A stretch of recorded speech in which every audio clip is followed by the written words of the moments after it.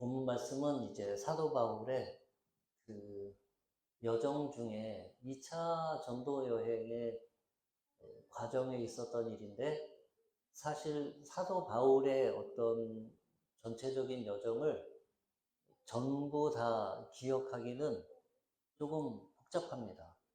사도행전을 읽어보고 바울의 서신서들을 읽어보면 이 사건이 여기서 일어났는지 저 사건이 저기서 일어났는지 복잡하고 어려운데 굳이 그거를 다 외우려고 하실 필요는 없습니다.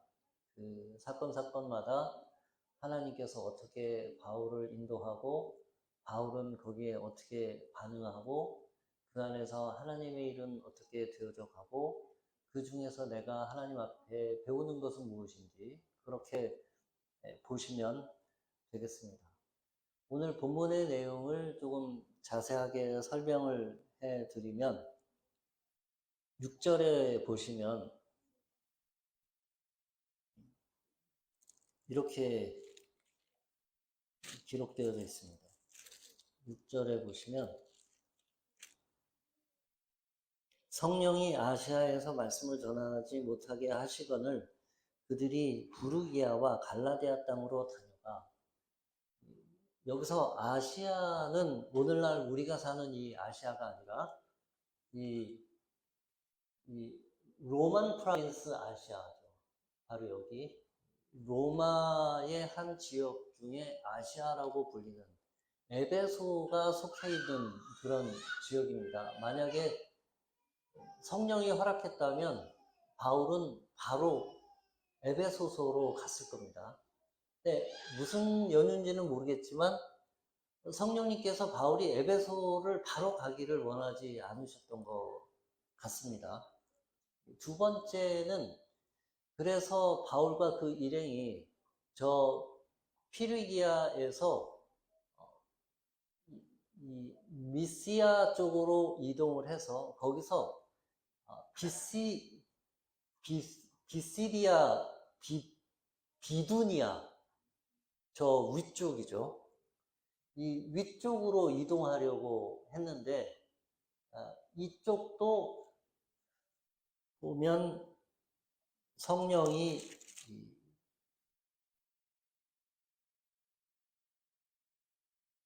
7절이죠. 무시아 앞에 이르러 비두니아로 가고자 애쓰되 예수의 영이 허락하지 아니하시는지라. 여기 미시아로 가서 여기서 비시니아로, 이건 제가 잘못 표시한 거네요. 여기서 이쪽으로 가려고 했는데 하나님 예수의 영이 허락하지 않아서 여기서 드로아로 갔다가 배를 타고 네아폴리스로 갔다가 이 마게도니아의 첫 번째 지역 빌립보에 이르는, 여기 또 드로아에서 지내다가 바울이 환상을 보고 한 마게도니아 사람이 건너와서 우리를 도우라 하여서 배를 타고 빌립보 지역으로 넘어가는, 이 지역은 현대의 터키입니다. 터키. 그리고 여기에 이스탄불이 있죠. 그런데 이쪽으로 안 가고 여기서 이제 바로 드로아에서 배를 타고 빌립보 지역으로 가게 되었습니다. 만약에 바울의 생각대로 이 마게도니아로 넘어가지 아니하고 이 비두니아 쪽으로 넘어갔으면 무슨 일이 벌어졌겠습니까? 아마 그쪽으로 넘어갔으면 바울은 계속해서 비두니아에서 이 폰투스 쪽으로 터키 북쪽 지역을 거쳐서 아르메니아 지역을 거쳐서 여기 유프라테스 강 하류를 따라 내려가서 여러 도시들을 거쳐서 바벨론을 지나서 여기서 다시 티그리스 강 지역을 따라 올라와서 이러한 여정으로 하고 다시 안디옥으로 돌아갔을 겁니다. 왜냐하면 그쪽 지역에도 상당히 많은 유대인 디아스포라 공동체가 있었습니다. 그래서 바울이 원래 생각했던 것은 아마 그쪽에 있었던 유대인 공동체들, 그러니까 바벨론 포로기 이후에 모든 사람들이 다 이스라엘로 귀환한 것이 아니고 상당히 많은 유대인들이 바벨론 페르시아를 거치면서 그곳에서 정착하고 그곳에서 많이 살고 그랬던 유대인 공동체들이 있으니, 상당히 규모가 있는 유대인 공동체들이 있으니 바울은 아마 그쪽으로 이렇게 생각을 잡았을 것이고 자연스럽게 이와 같은 경로로 이동을 했을 거라고 톰 라이트라고 하는 신약학자가 얘기를 했습니다. 지금도 이란이나 이라크에 유대인들이 살고 있습니다. 그 포로기 이후부터 내려왔던 유대인들이 살고 있죠. 제가 이스라엘 살 때 우리 바로 밑에 집에 살던 분들이 이란에서 살던 유대인들이 이스라엘로 넘어오신 분들이었거든요. 근데 이게 그러면 세계사적으로, 우리 기독교사적으로 어떤 일이 벌어졌겠습니까? 만약에 바울이 이 경로로 이동을 하고 성령이 막지 않았다면, 성령이 바울 일행을 마게도니아 유럽 쪽으로 이끌지 않았다면 어떤 일이 일어났을까요? 만약에 바울이 유럽으로 가지 않았다면 서구 기독교는 바울의 복음을 기초한 신앙이 되지 않았을 것이고, 아마도 예루살렘의 유대인 중심의, 그러니까 유대교 중심의 기독교, 유대교적인 색채의 기독교가 강화됐을 겁니다. 말하자면 율법을 준수하고 할례를 행해야 하고, 그 유대교의 �율법주의적인 그런 종교가 아마 유럽 쪽으로, 바울의 색채가 옅은, 바울이 가지고 있는 색깔은 이방인 중심적인, 바울의 가장 큰 역할 혹은 공헌이라고 한다면,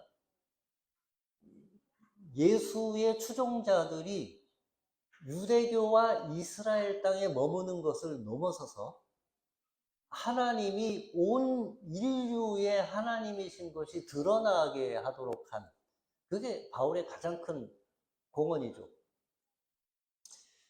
결론적으로 보자면 이 바울의 복음이 유럽으로 퍼져나가게 된 그 필요는 당시에 지중해 중근동 세계의 패권을 쥐고 있던 로마와 그 로마의 황제 시저가 큐리오스, 주인, 롤드, 왕이 아니라 예수가 비로소 왕이라고 하는 것을 그 당대의 정치, 군사, 문화의 중심지인 로마로, 유럽으로 선포되도록 할 필요성이 컸던 겁니다. 결과론적으로 이렇게 보았을 때 바울의 일행이 드로아에서 저 환상을 보고 마게도니아로 넘어가서 빌립보라고 하는 첫 성에 도착해서 복음을 전한 것이 지금의 이 우리 인류의 역사를 이런 방향으로 이끌어오게 된 결정적인 사건이 오늘 이 사도행전 16장에 기록되어져 있다고 볼 수 있습니다. 간단하게 바울의 일행의 이동 경로를 기록했다라기보다는 이 엄청난 분기점과 같은 사건이 오늘 이 본문의 사건이 되겠습니다. 바울의 그 빌립보로 건너간 이후의 여정을 살펴보면, 먼저 빌립보에 도착했는데 이 빌립보는 마게도냐의 첫 성인데 어떤 첫 성이냐면 로마의 식민 시티로서의 첫 성이에요. 로마의 식민 도시로서의 첫 성. 그러니까 아주 전형적인 로마 도시.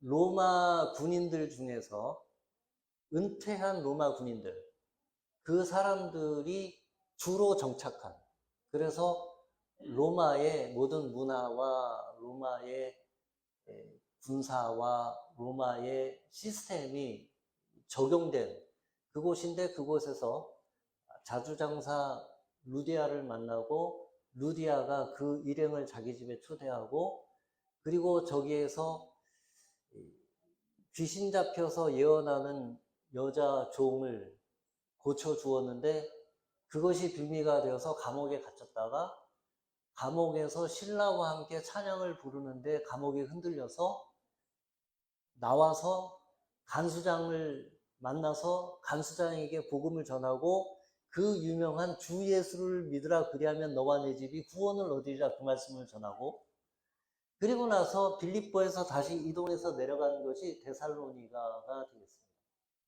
데살로니가에서 복음을 전하고 몇몇 회당 관계자들을 중심으로 구원자들을 얻었으나 좋은 대접을 받지 못하고 베레아로 이동을 합니다.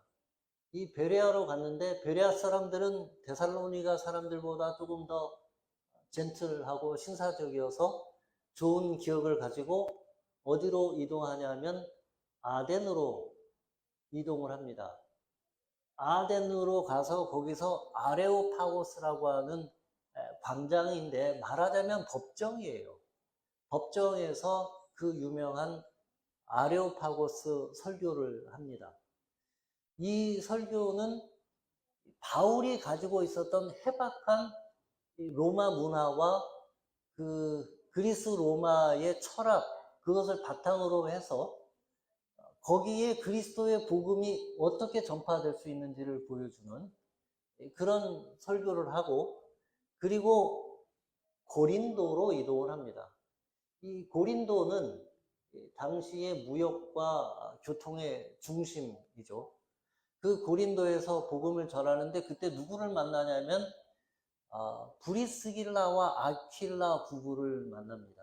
이 브리스길라와 아킬라 부부는 로마에서 모든 유대인들을 추방하는 그 칙령에 의해서, 그래서 이 고린도에 왔다가 바울 일행을 만나게 되고 바울 일행과 함께 다시 에베소로 이동을 해서 에베소에서 가르치게 되는데, 브리스길라와 아길라 부부를 에베소에 남겨놓고 바울은 예루살렘을 방문하게 됩니다. 그리고 다시 돌아오는 그 사이에 에베소에서 브리스길라와 아길라 부부가 아폴로라고 하는 유대 출신의 선생님이죠.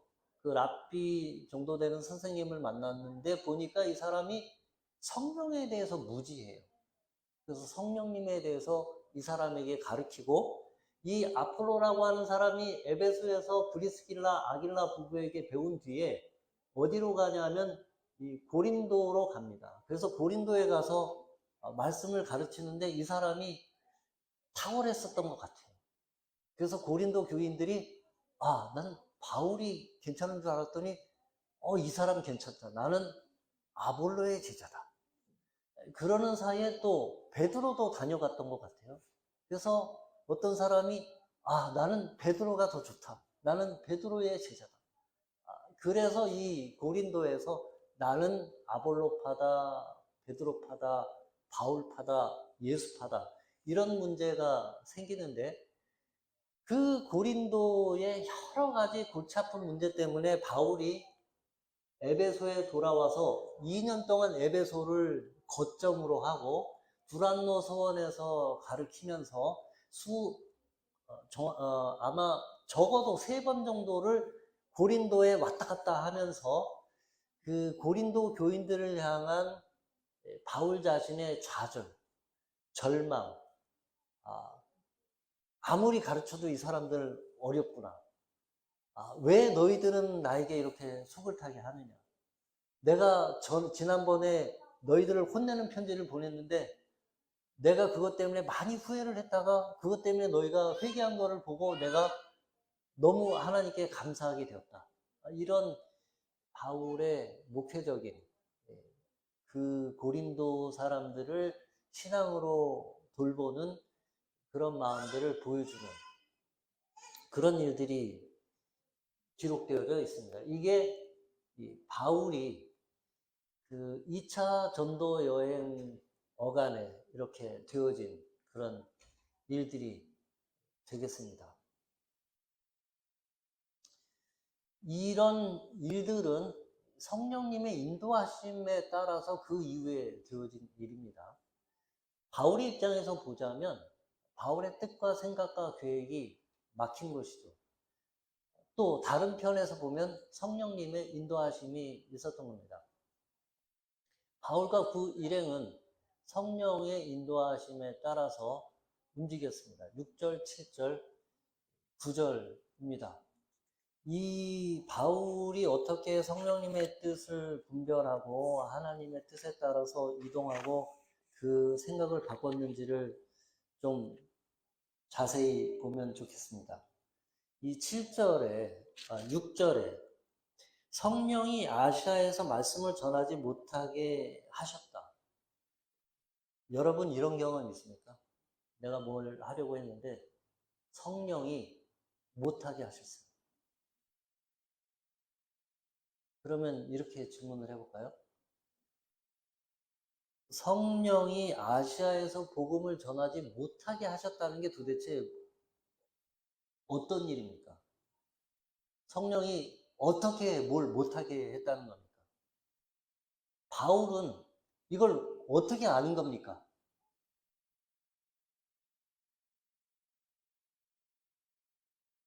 예수님을 믿는데 진짜 이런 일이 있기는 있는 겁니까? 예. 서로 이제 눈을 피하고 아래로 이렇게 내려다보면서 자신 없음, 잘 모르겠음.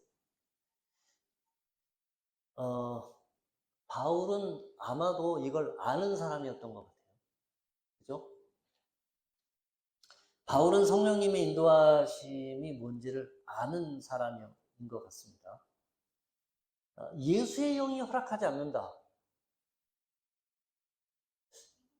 이것도 우리는 잘 모르겠어요. 자신이 없어요. 근데 바울은 분명히 아는 것 같습니다. 예수의 영이 허락하는지 안 하는지 해도 되는지 안 되는지 아리까리가 아니라 확실히 아는 거예요. 바울은 분명히 아는 겁니다. 또 굉장히 재밌는 구절이 있습니다. 10절에 보면 바울이 그 환상을 보았을 때 우리가 곧 마게도냐로 떠나기로 힘쓰니 이는 하나님이 저 사람들에게 복음을 전하라고 우리를 부르신 줄로 인정하니라. 인정한다. 근데 이 주어를 보시면 주어가 바울이 아니고 복수예요. 우리예요, 우리. 본문을 보시면 우리가 드로아에서 안식일에 우리가 기도하는 곳에 가다가 요 사도행전 16장 이 본문은 우리라고 주어가 바뀌는 순간이에요.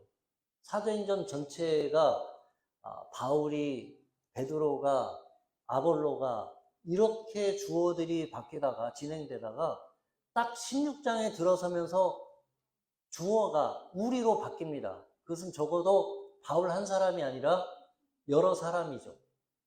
오늘 본문의 앞에 보면 바울이 더베와 루스드라의 또 이름에 거기 디모데라는 제자가 있으니 그 앞의 여정에서 디모데가 합류합니다.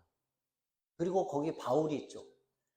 바울이 2차 전도 여행을 떠날 때 누구와 함께 떠났냐면 실라와 함께 떠났습니다. 이 실라는 빌립보에서 바울과 같이 감옥에 갇혔던 사람이죠. 그러면 따져보면 일단 바울, 실라, 중간에 디모데 합류, 그 다음에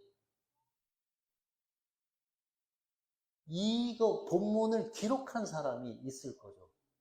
이 사도행전을 기록한 사람, 그 사람이 우리라고 주어를 바꾸어서 표현한 거죠. 사도행전을 기록한 사람은 누구예요? 누가? 적어도 미니멈 이 네 사람이 팀으로 움직였던 것을 우리가 알 수 있습니다. 그래서 이 10절 본문을 보시면 하나님의 뜻을 바울은 분명히 독자적으로 분별을 하는 사람이었지만 그와 함께한 동료들도 그 정도는 되는 사람들이었다는 것을 알 수 있습니다. 그래서 하나님의 뜻을 동료들과 함께 분별했다. 바울이 드로아에서 마게도냐 사람이 우리를 구하라고 부르는 환상을 보았는데 그 환상을 같이 나누고 그리고 그 동료들이 함께 의논을 하고 이것은 하나님이 우리를 마게도냐로 인도하는 것임을 인정하고 함께 분별해서 그렇게 이동했다라고 하는 뜻이 되겠습니다. 하나님의 뜻을 분별하는 것. 그래서 그 하나님의 뜻을 분별하여서 복음이 터키 북쪽 지방, 아르메니아 지방과 이라크 남쪽 지방으로 돌지 아니하고 당시 그리스 로마 문화의 중심지, 그리고 지중해 세계의 중심, 그리고 팍스 노마라라고 하는 이 로마의 평화가 세상을 지배하는 그 문화, 정치, 경제, 세계 질서의 중심에 이 바울의 복음이 꽂히게 되는 그런 역사가 하나님의 인도하심으로 비록 바울의 생각과 그 일행의 계획은 막혔지만 이렇게 하나님께서 새로운 길로 그들을 인도한 것을 볼 수 있습니다.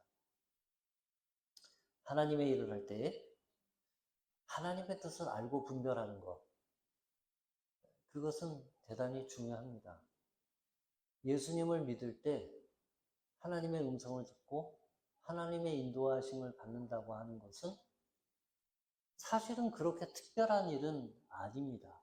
왜냐하면 모두가 다 기본적으로 하는 일들이었습니다. 이 초대교회의 바울과 그 팀들과 베드로와 이 사도행전에 나오는 모든 사람들은 이와 같은 것들을 기본적으로 실천하던 사람들이었습니다.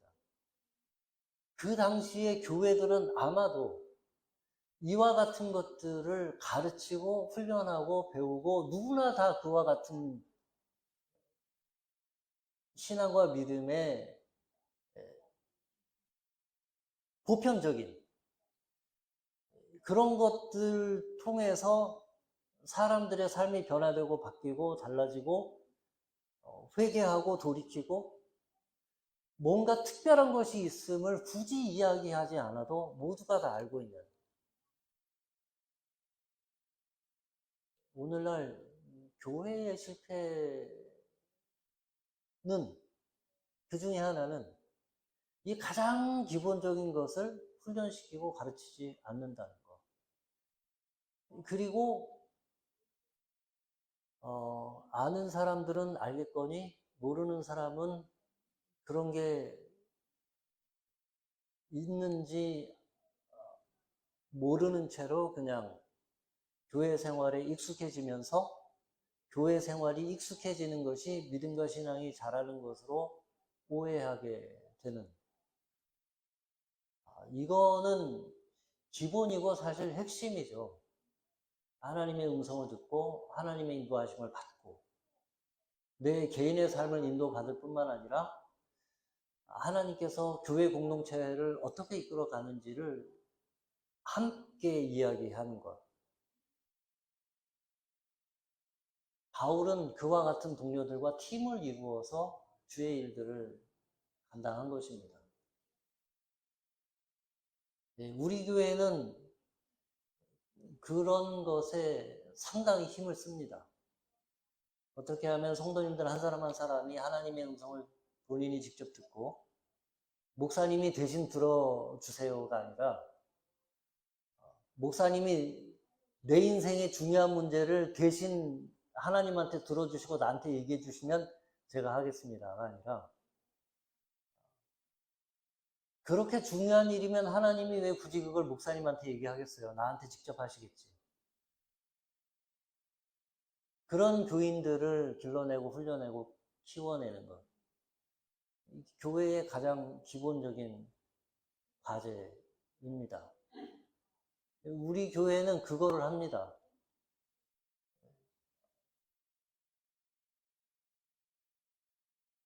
왜냐하면 그게 기본이고 해야 될 일이니까. 그걸 모르고 예수님을 믿는다? 지칩니다. 하나님이 우리에게 주신 특권이죠. 그런데 이제 이 하나님의 뜻 동료들과 함께 분별했다. 이 분별했다. 그리고 하나님의 뜻인 줄 모두가 다 인정했다. 이 부분에 있어서 이 하나님의 뜻, 하나님의 음성을 듣고 알고 이해하고 움직이는 것에 대한 주의사항이랄까? 아니면 주의점 이런 것들이 있을 수 있겠습니다. 그게 바로 이런 것이죠. 성령의 인도하심을 받는다는 것을 하나님을 충고 자판기로 둔갑시키거나 성경을 요술구술 취급하는 것은 아니다. 성령의 인도하심을 받는 것은 항상 양방향으로 이루어진다. 달라스 윌라드의 얘기입니다. 이 양방향으로 이루어진다고 하는 것은 바울과 그의 일행이 하나님의 뜻을 받고 환상을 보고 하면서 하나님께 되묻고 또 그들의 생각을 정리하고 그리고 함께 이야기하고 합의점을 도출해내고 거기에 따라서 함께 움직여가는 양방향인 것입니다. 하나님이 일방적으로 우리에게 쏟아 내리꽂는 그런 게 아니라는 말씀입니다. 제가 굉장히 은혜 받은 말씀이 있었는데 그것이 무엇이냐면 우리는 아주 작은 일이라도 아주 간단하고 작은 매일매일의 일상의 일도 다 하나님 앞에 묻고 하나님이 허락하시면 하시고 하나님이 허락하지 안 하시면 하지 않고 그렇게 살아야 한다.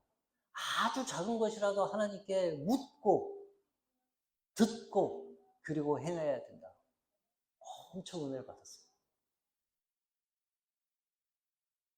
그런데 저 말은 무슨 말입니까?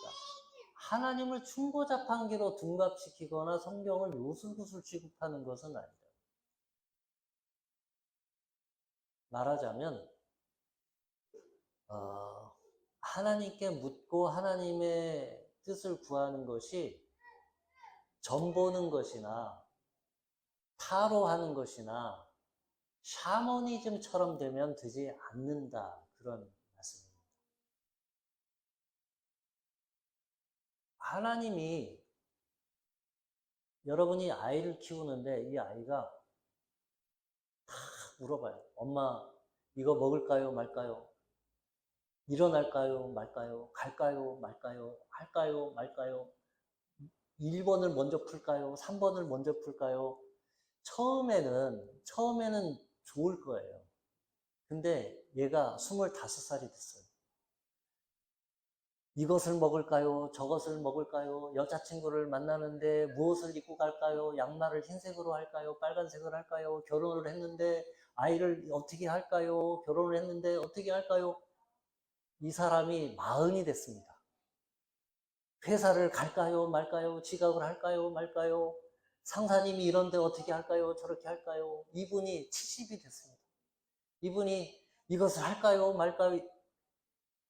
이거 곤란한 겁니다. 하나님은 저와 여러분을 그렇게 창조하지 않으셨어요.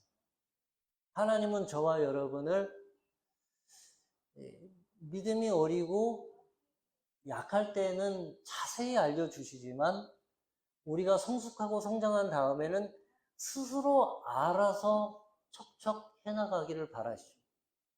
그뿐만 아니라 우리가 아주 성숙해서 하나님과 의논하고 하나님과 일을 같이 만들어가는 동역자가 되기를 원하시죠. 하나님께서 시계를 줬어요. 시계를 줬는데 계속 물어보는 거예요. 시계를 보면 되는데 시계를 안 보고 하나님 지금 몇 시예요? 하나님 지금 몇 시예요? 하나님 지금 몇 시예요? 시계를 보면 되는 거예요. 문제는 하나님이 시계를 예수 믿는 사람들뿐만 아니라 모든 사람들에게 다 주셨어요. 그걸 우리는 일반 은총 혹은 일반 은혜라고 이야기를 합니다. 하나님은 우리에게 일반 은총으로 지식을 주셨고 지혜를 주셨고 학습하는 능력을 주셨어요. 그러면 우리는 시계를 보면 되는 겁니다. 교회를 다니지 않는 사람들도 시계를 보고 몇 시인 줄 알아요. 그런데 시계는 안 보고 하나님한테 몇 시냐고 계속 물어보는 거, 이거 곤란한 일입니다. 하나님은 우리를 성숙하도록, 잘하도록, 우리의 지적인 능력을 사용하도록 그렇게 주셨습니다.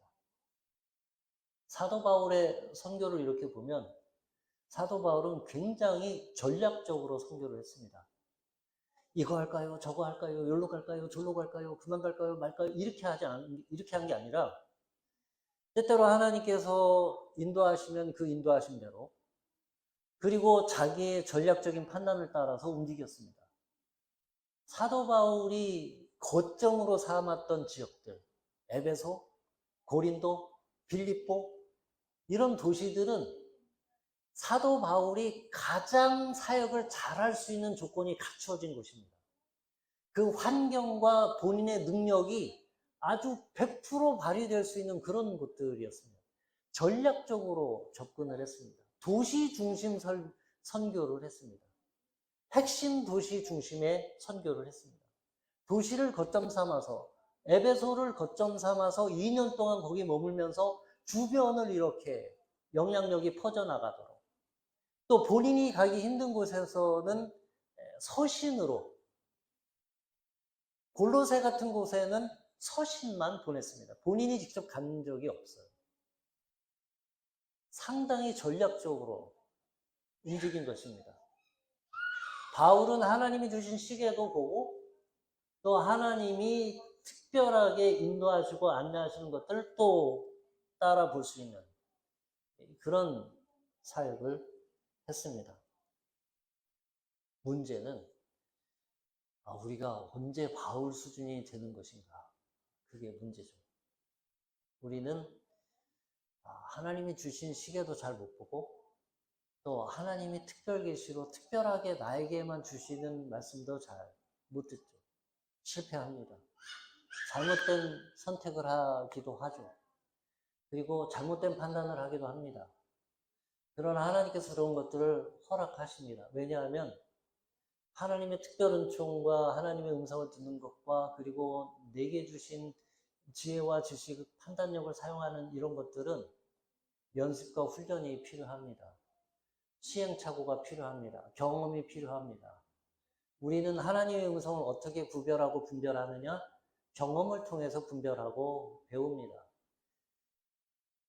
현대인들이 가진 착각 중에 하나는 뭔가를 배운다는 것은 교과서와 학교에 가서 배운다고 생각합니다. 그러나 사실 저와 여러분이 이 세상을 살아가고 매일매일의 삶을 살아가는 데 있어서 가장 필요하고 중요한 거의 모든 것들은 거의 경험으로 배웠습니다. 학교에서 배운 게 그닥 그렇게 많지 않습니다. 하나님의 음성을 듣는 것도 마찬가지입니다. 경험으로 배우는 것입니다. 시행착오로 배우는 것입니다. 시행착오라고 하는 것은 실패를 전제를 하고 있는 것입니다. 실패하기도 하고 못 알아듣기도 하고 때로는 저와 여러분의 생각과 뜻이 좌절되기도 합니다. 저와 여러분의 능력이 부족했기 때문이기도 하고 기회가 부족했기 때문이기도 하고 또 혹은 우리 부모님의 능력이 충분하지 못해서이기도 하고 혹은 사회 구조와 시스템이 공평하지 못하고 정의롭지 못하기 때문이기도 합니다. 그러나 그 모든 것들에도 불구하고 하나님은 여전히 우리를 선한 길로 인도하십니다. 우리에게 좋은 것을 주시고자 하십니다. 여러분이 후회되는 것들이 있고 잘못된 선택들이 있고 여전히 그런 것들이 여러분을 괴롭히고 있다면 그 역시 그 지점이야말로 하나님의 새로운 희망과 소망을 발견하고 하나님을 의지하고 신뢰하는 바로 정확한 그 장소가 될 것이고 출발점이 될 것입니다. 우리는 실패합니다. 그러나 하나님은 실패하지 않습니다. 하나님은 언제나 옳으십니다. 하나님은 언제나 선하십니다. 하나님은 신실하시고 하나님은 우리를 건지시고 하나님은 우리를 그 힘든 곳에 내버려 두지 아니하시고 다시 건져 주실 것입니다. 그것이 우리가 믿는 믿음이고 이 믿음이 저와 여러분에게 날로 날로 더욱더 커져가고 그것이 여러분의 삶을 궁극적으로는 하나님께 더 가까이 선하게 인도되어지기를 주님의 이름으로 축원합니다. 기도하겠습니다. 사랑이 많으신 하나님 아버지, 우리는 눈이 어둡고 마음이 무디고 생각이 둔합니다. 그러나 하나님은 우리를 포기하지 아니하시고 우리를 귀하다 하시고 사랑한다 하시고 나는 너를 아직 버리지 아니하셨다 하시고 여전히 우리에게 새로운 소망의 신호들을 보내주십니다. 우리가 그 신호를 붙잡을 수 있는 믿음이 있게 해주시기를 기도합니다. 하나님, 그 신호를 붙들고 하나님을 신뢰하며 나갈 수 있게 해주시고 우리가 하나님의 음성을 들을 뿐만 아니라 하나님이 우리에게 일반적으로 주신 지식과 판단력을 개발할 수 있도록 도와주시고 성숙한 사람이 되게 하여 주시고 사리 판단이 바르게 하시고 옳고 그름이 분명하게 하시고 내 삶에 있어서 끝고 맺음이 분명하게 하시고 그리고 어린 사람들을 성숙한 지혜로 인도할 수 있는 그런 하나님의 사람들이 되게 해주시기를 기도합니다. 예수님 이름으로 기도했습니다.